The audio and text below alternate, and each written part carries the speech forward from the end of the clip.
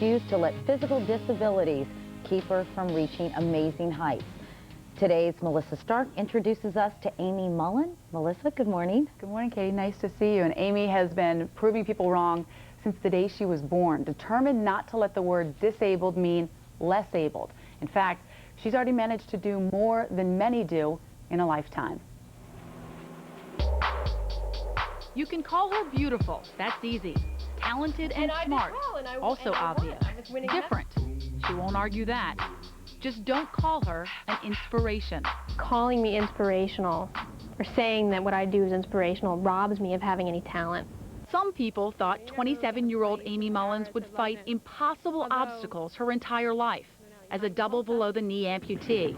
But they've been proven wrong. Time and time again. In fact, Aimee Mullins has accomplished more than your average 27-year-old, period.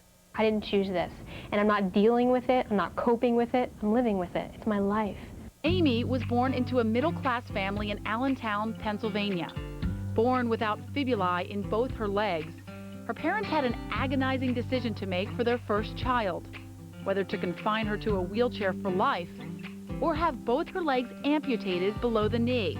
On Aimee's first birthday, her parents decided having Aimee's lower legs amputated would allow her the most independent mobility. And Aimee's determination and strong will helped confirm her parents' choice.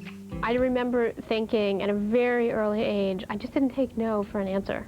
I remember thinking they just didn't know. They were telling me how much time it was going to take for me to learn how to walk on a new pair of limbs. I'll have this down in an hour. And I knew it. And I would. Aimee tackled elementary school much the same way.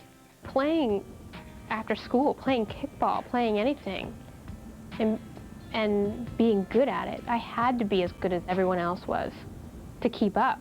But as with any teenage girl, puberty wasn't easy. When you were 13 years old, you did ask, why me? Oh, sure. Yeah. I'd be lying if I said it was all fabulous all the time, and I was always centered. I think any of us, especially girls, when you hit puberty, it's a rough time. You know, I had wooden legs. You know, the technology hadn't developed in 60, 70 years. So miniskirts were out. Miniskirts were out as a 12-year-old and a 13-year-old, definitely. I wish I could be myself now and go back to myself at 12 and be like, you're going to be okay, kid. But that kid seemed to be doing just fine. Aimee went to Georgetown University on a full academic scholarship granted by the Defense Department. She was the only woman double amputee to run track on an NCAA Division I team.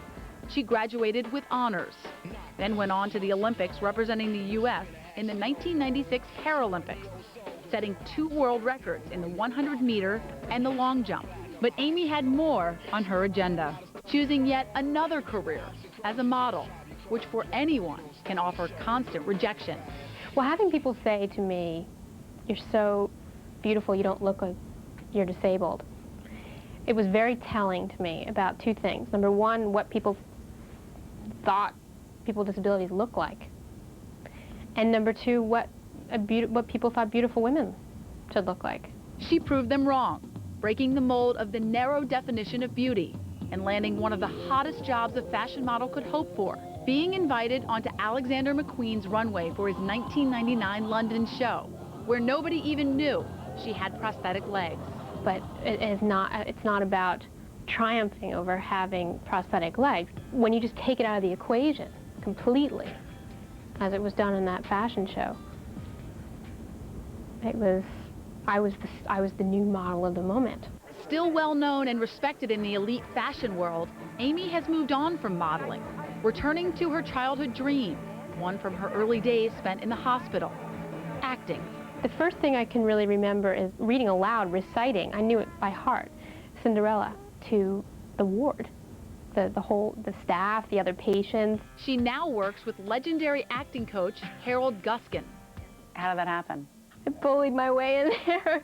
I called this guy up, I'd like to get a meeting with you, and he called me back and said, well, that's nice, kid, but I only work with established professionals. I called him back and said, I'm not going to go in on your answering machine, but suffice to say, I'm not your average 20-something blonde trying to break into this business.